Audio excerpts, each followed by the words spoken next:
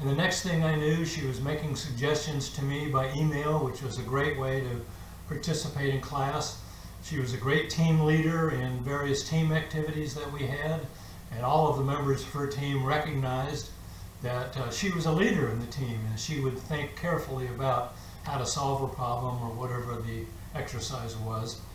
And gradually, over the course of the semester, she spoke up much more, which was the thing that she was least comfortable doing, so that by the end of the semester, she was as good as anybody, probably an A-plus class participator. She was engaged in class. Every topic was one that she was interested in. And as I told her at the end of the year, she was just excellent in making a difference for other people in the class. Really, when you think about class participation, you're not trying to convince me so much, maybe a little bit, just a little bit.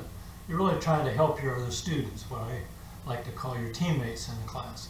And this person, by the end of the semester, by December 1 or whenever it was, she was an A+, and I really was proud of how much better she got over the course of the semester, really just by getting a little bit of confidence and trying things out.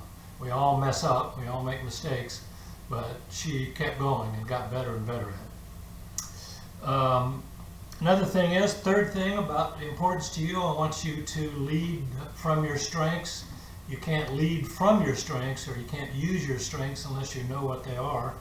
I think that begins with your own assessment of what your strengths are, and then usually getting some feedback about those strengths from mentors, from peers, from classmates, from other people whose opinion you respect. That's very important. For example, we had a class member last year who was an A+ on inspiring others. For some reason, when she talked, other people listened, and she had a way of convincing people that they almost didn't question, and that's sometimes can be dangerous, but she was so good at it that I told her that she should always consider leading from her strength of inspiration. She knew how to inspire others to do things that they might not other do. And that was a classic example of someone who realized that particular strengths, and I think started to lead and make a difference and to make decisions based upon that particular strengths. And fourth, and not last, but maybe the most important thing is, in your journal, I want you to talk about both your strengths and your weaknesses. You don't need to have 10 strengths and 10 weaknesses. My rule of thumb, which is just a rule of thumb, follows the 80-20 rule. You should get used to that little phrase that I use. The 80-20 rule means it's true about 80% of the time, but not true 20% of the time. So you have to keep that in mind. But the rule of thumb is that I want you to identify about 3 really good strengths of yours and about 3 important weaknesses that you identify after we talk about skills, and especially say what you're going to do to improve upon those weaknesses. That's an important part of your journal. So that's why I think skills are important to you. Another brief break at this point. I'll be right back. All right, we are talking about leadership skills, and an excellent question that I almost always get in class is, so where do I find leadership skills? Well, you have several in your handout packet, and I have developed one that I call Basic, Advanced, and Executive Leadership Skills, and that's one, but there is no common definition of what the skills are. I encourage you to look at several. I'm also fond of the definition of skills from the Carnegie Foundation. That is in your handout packet. So we will look at that, especially under session 4. And there are just an unlimited number of things that are usually referred to as strength-based skills. That is, learning how to lead based upon your best strengths.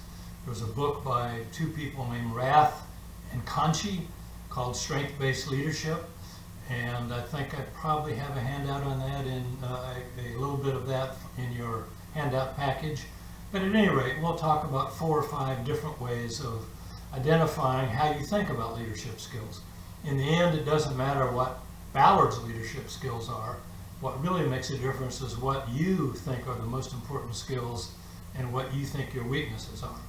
So we will spend more time on that under session 4.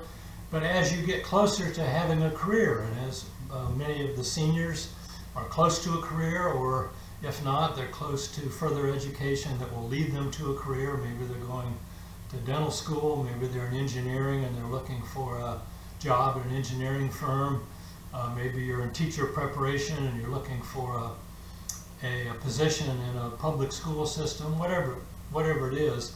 As you get closer to that career, I definitely recommend that you pay attention to what the employers in your area, engineering, maybe education, maybe medicine, could be dozens of others, what they say are the skills they're looking for. When you're on the job market and you're trying to convince people to hire you over maybe 50 other people, you definitely want to know what they think is important. Different employers have very different views of what the best skills are, and they're not the same. Now, there are many skills, and we do have a handout on this, that are fairly common among most employers, and those are especially important. They include things like problem solving, critical thinking, being a good team player. Those are ones that are pervasive. Again, probably using the 80-20 rule of being present among about 80% of the employers, but not the other 20%. So pay attention as you come closer to a career or a job search, what the employers are saying. Two of my favorite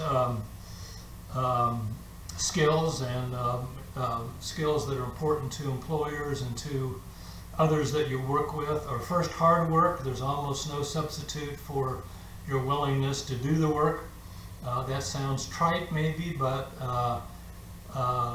really in most professions you can outwork a lot of people that you're working with or you're competing against, or that might want your job or might want to be a higher place in the organization.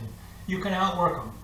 And most employers, most supervisors, most CEOs learn to really appreciate those people that will put in the work. So I've always found in my career, which may be 10 times different than what yours will be, that hard work is almost always recognized and appreciated. Secondly, I think in today's society that being a team player and getting other people to say that you're all for the team, as I've said before, e pluribus unum, all for one, is just a vital skill, because most of the work that we do today is not about what we do as individuals, it's how much of a contribution we can make to a group effort.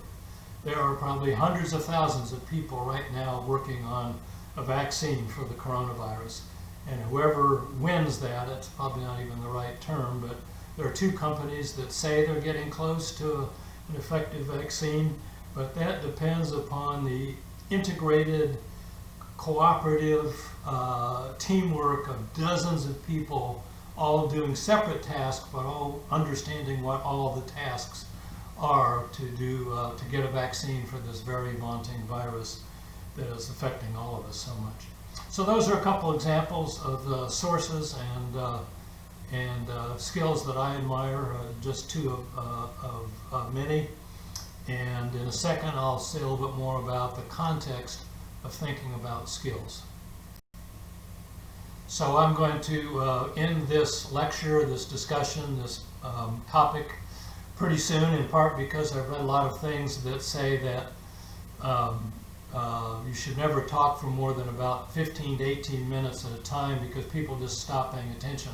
So I've already gone to 21 minutes.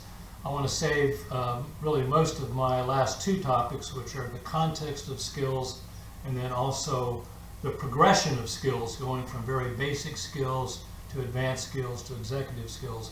I'll save most of that now for session 4. So I'll cut this short in about 2 minutes. But I do want to give you a caveat at this point, and that is that skills are not the most important thing I think you can do to be a great leader. I think they're required for good leadership, or else I wouldn't assign the journal in the way that I have, so that you can work on your strengths and weaknesses and understand your skills. So they are important. They're necessary to be a better leader all the time. But they're not the most important thing. In other words, if I think about the very best leaders I've talked with, or even the A- leaders, those leaders that make a sustained difference over time. People like Margaret Chase Smith, former president of the University of North Carolina, Tom Ross, and numerous others that I talk about in the textbook. How they got to being an A-plus leader was not just about their skills. They did learn the skills, but it was more about what kind of people they were, their character, their values that they practiced on a day-to-day basis. So I really want you to think about your own skills and how to get better at them.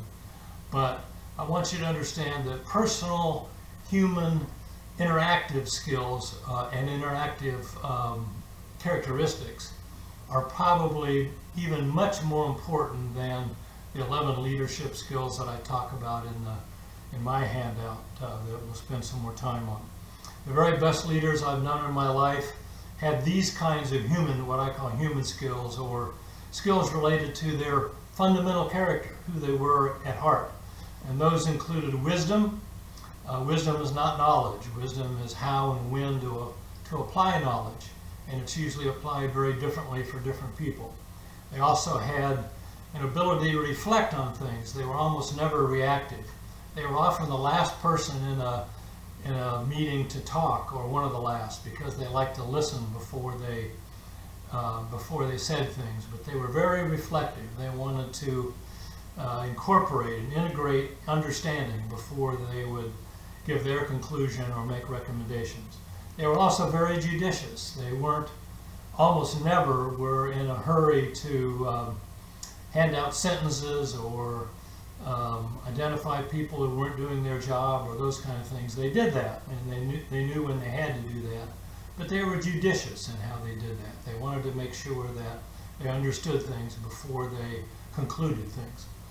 And finally, and perhaps the most important of any human characteristic, and certainly I think the basis of morality and the basis of fair play, is about forgiveness. The very best leaders I've known, Tom Ross, the person who first hired me, Don Cash, and many others, were really, really forgiving people.